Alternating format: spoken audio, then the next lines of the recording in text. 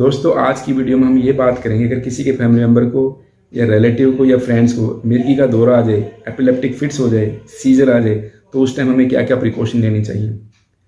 सबसे नंबर 1, अगर कभी भी किसी को फिट्स आ जाता है तो ऐसे व्यक्ति को सेफ जगह पे लिटाना चाहिए।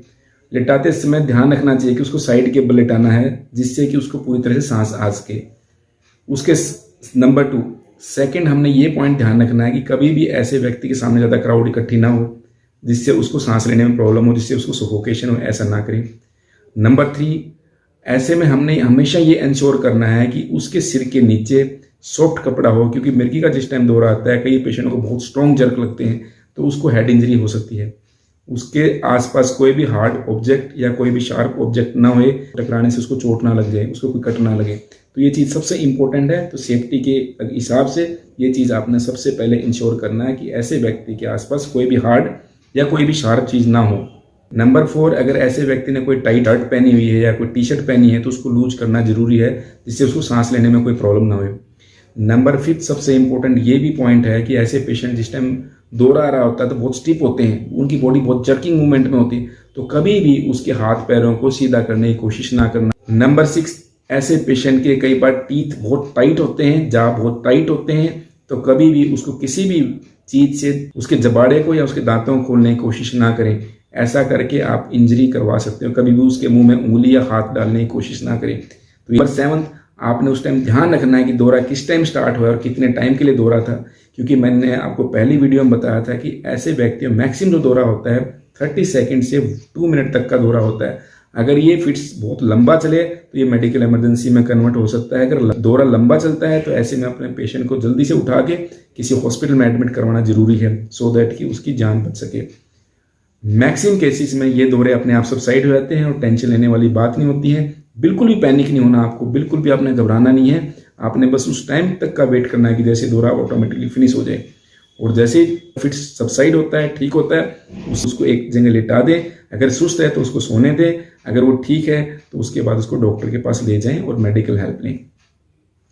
बस दोस्तों, ये छोटी छोटी चीज़ें अगर आप ध्यान रखोगे तो आप उस परिस्थिति में मरीज को अच्छी तरह संभाल सकते हो, उसको किसी भी तरह की चोट या किसी भी तरह की इंजरी होने से बचा सकते हो, तो उसके फिट्स को प्रॉपर वे में टैकल कर सकते हो। अगर हम ट्रीटमेंट की बात करते हैं तो सबसे इंपॉर्टेंट बात है कि ऐसे पेशेंट की जो मेडिसिन है लंबी चलती है, ऐसे पेशेंट का ट्रीटमेंट मिनिमल 3 ईयर तक करवाना जरूरी है। अगर पेशेंट को एक से ज़्यादा फिट्स आए हैं तो, अगर एक ही फिट्स आया है, पहली बार फिट्स आया है, तो जरूरी नहीं कि 3 ईयर का ट्रीटमेंट किया जाए। तो मैक्सिमम पेशेंट में एक बार फिट्स आने के बाद दोबारा दौरा होता नहीं, तो ऐसे पेशेंट में ज़्यादा लंबे ट्रीटमेंट की कोई ज़रूरत नहीं होती।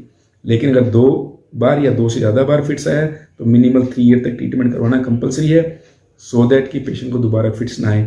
लेकिन बहुत सारे पेशेंट ऐसे भी होते हैं कि 3 ईयर ट्रीटमेंट करवाने के बाद भी उनको फिट्स रिपीट हो सकता है। तो ये अलग अलग केसेस टू केसेस वेरी करता है कि किसको कितना लंबा ट्रीटमेंट देना है। अगर ऐसे पेशेंट के दौरे का कोई कारण है, जैसे मैंने पहले भी वीडियो में बताया, कोई ब्रेन ट्यूमर है, कोई ब्रेन ब्लॉकेज है, कोई हेमरेज है, कोई सिर पे चोट लगी है, तो ट्रीटमेंट कई बार बहुत लंबा भी चल सकता है।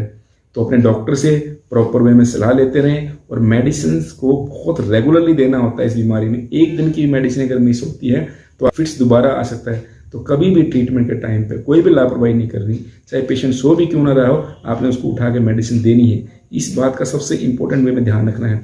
और दोस्तों, मैं आपको एक और बात बता दूं, एपिलेप्टिक डिजीज के बारे में, सीजर की बीमारी के बारे में, दौरे की बीमारी के बारे में बहुत ज़्यादा मिथ्स प्रचलित हैं लोगों के अंदर, बहुत ज़्यादा अंधविश्वास हैं। लोग सोचते हैं कि बीमारी किसी के करवाने से हो गई है। ओपरे पराये के चक्कर में लोग बहुत ज़्यादा घूमते हैं, जिस वजह से अपना टाइम भी वेस्ट करते हैं और बीमारी को और कॉम्प्लिकेट कर लेते हैं। तो ऐसा बिल्कुल ना करें। मरीज की बीमारी को समझें।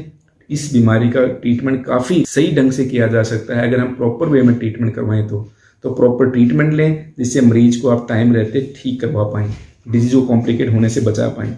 मैं आशा करता हूँ इस वीडियो के थ्रू आप ये समझ पाएंगे कि किसी व्यक्ति को फिट्स आ जाएं तो आपने क्या सावधानियां बरतनी है और उसके ट्रीटमेंट में क्या प्रिकॉशन लेनी है। दोस्तों, इस वीडियो को ज़्यादा से ज़्यादा शेयर करें, लोगों को एजुकेट करने में हेल्प करें। धन्यवाद। जय हिंद।